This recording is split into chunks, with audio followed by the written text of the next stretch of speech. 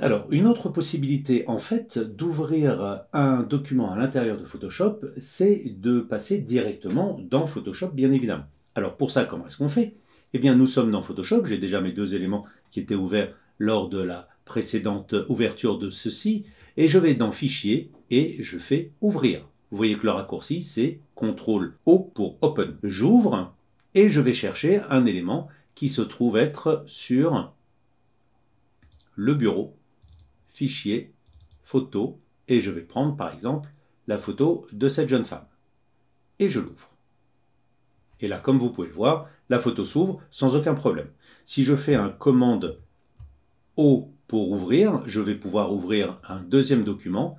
Et bien évidemment, quand je dirai contrôle quelque chose, évidemment sur Mac, ce sera commande. Bien sûr, il n'y aura qu'un seul raccourci dont je vous parlerai plus tard, qui utilise réellement le contrôle de Mac, mais ça, on verra un tout petit peu plus tard. Donc là, j'ai bien ouvert une image directement avec Fichier, Ouvrir, et je suis allé chercher mon image. Là, j'ai un petit peu de chance parce que j'avais positionné en fait l'explorateur à visualiser les images sous forme d'icônes, mais si je me mets en mode liste, eh ben, on ne voit pas grand-chose. Alors, si je me mets en mode liste, on ne voit pas grand-chose. Si je me mets en détail, on ne voit pas grand-chose. Si je me mets en grande icône, là, en grande icône, on y voit un petit peu, mais bon, c'est quand même pas génial. Maintenant, il existe une autre possibilité qui va nous permettre d'ouvrir nos éléments à l'intérieur d'un logiciel qui est gratuit, qui fait partie de la gamme d'Adobe, qu'il faut absolument que vous téléchargez, qui s'appelle Bridge. C'est une merveille, c'est votre super pote, c'est avec lui que vous allez pouvoir regarder, chercher, classer, noter, filtrer, faire des collections. C'est la totale, mettre des mots-clés, tout, c'est génialissime, Bridge. Génialissime. Donc là, moi, je vous en montrerai que juste le tout petit bout, juste l'écorce, là, pour que vous puissiez gratter un petit peu et essayer de voir, mais à vous d'aller voir dessous. Et il y a des milliards de choses à faire. En tout cas, regardons ce qui se passe. Eh bien, pour y aller dans Bridge, je peux simplement, directement, dans le menu Fichier, parcourir dans Bridge. Et donc Bridge va s'ouvrir. Il s'ouvre et il s'ouvre dans le dernier fichier dans lequel j'étais, donc les fichiers sources pour cette formation que je retrouve. Je vais dans les photos et là, eh bien, vous allez me dire « Ah ouais, mais c'est pas tellement plus grand que sur le Finder ou que sur l'explorateur. » Eh bien, vous avez raison, mais j'ai un petit zoom en bas. Regardez, j'ai un petit zoom qui me permet de zoomer comme ça à loisir. Alors, je tiens à rendre à César ce qui est à César. Je trouve que le Finder, par rapport à l'explorateur Windows, le Finder de Mac, est très légèrement meilleur. Ça, je trouve qu'il n'y a pas du tout de doute là-dessus par rapport à la visualisation. Ça n'empêche qu'il est très très loin des capacités de Bridge. Donc vraiment, même les Mac users, vraiment, je vous invite à aller télécharger Bridge. Je répète, c'est gratos, ça fait partie de la gamme. Donc allez-y, téléchargez-le, c'est une merveille. Donc, voyons ce qui se passe. Eh bien là, j'ai la possibilité de visualiser tous mes éléments.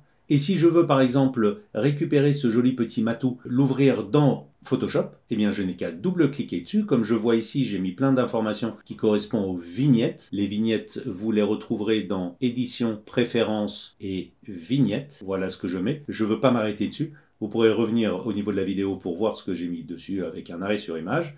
Donc ça me donne de l'information. Cette information, voilà le JPEG qui est ici. Je double-clique dessus et boum, ça s'ouvre. C'est merveilleux. Donc ça, c'est absolument fabuleux. Ça me permettra de passer par Bridge et de pouvoir, à tous les coups, aller d'un côté et de l'autre de Bridge. C'est le compagnon idéal pour l'ensemble de vos travaux d'image, que ce soit en vidéo, en effets spéciaux, en illustration, en création de mise en page, etc. Donc ça veut dire Premiere, After, Photoshop, Illustrator, InDesign, tout ça c'est une merveille, c'est vraiment fait pour vous aider. Un petit Alt-Tab me permet de basculer d'une application à l'autre. Et donc, maintenant que je suis ici, Alt-Tab me permet de revenir sur l'application précédente qui est donc Bridge. Et si je voulais ne pas faire Alt-Tab, il y a un petit boomerang ici qui, comme vous pouvez le voir, vous ramène directement à Photoshop. Donc, c'est pour vous dire que c'est un super pote. Ding. Et voilà, je suis revenu à Photoshop. Enfin, maintenant, il y a une chose sur laquelle j'aimerais insister, c'est que personnellement, je ne veux pas que toutes mes photos JPEG, les TIFF, les PNG, etc., s'ouvrent forcément directement dans Photoshop. Par contre, ce qui m'intéresse beaucoup, c'est qu'il s'ouvre directement dans Bridge. Et ça, c'est quelque chose de très intéressant parce que ça me permet de les visualiser et si jamais j'en ai besoin, eh bien, je vais pouvoir les envoyer ensuite, qui sur InDesign, qui sur Photoshop, qui sur After, qui sur Premiere. Donc je privilégie en fait d'envoyer tous mes formats images directement dans Bridge et non pas directement dans une application spécifique. Alors comment est-ce que je fais ça? Eh bien, à l'intérieur de mon explorateur Windows, ou donc du Finder de Mac, comme on l'a vu tout à l'heure, je vais faire un clic droit sur les JPEG, je vais lui dire ouvrir avec, et là, je vais choisir une autre application, parce que si je le fais qu'une seule fois, ça va le faire que pour cette ouverture.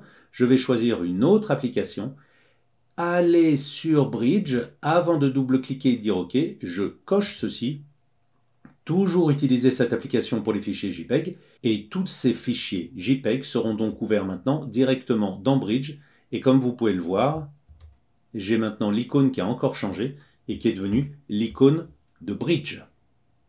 BR pour Bridge. Je vous rappelle qu'en anglais, Bridge, c'est le pont.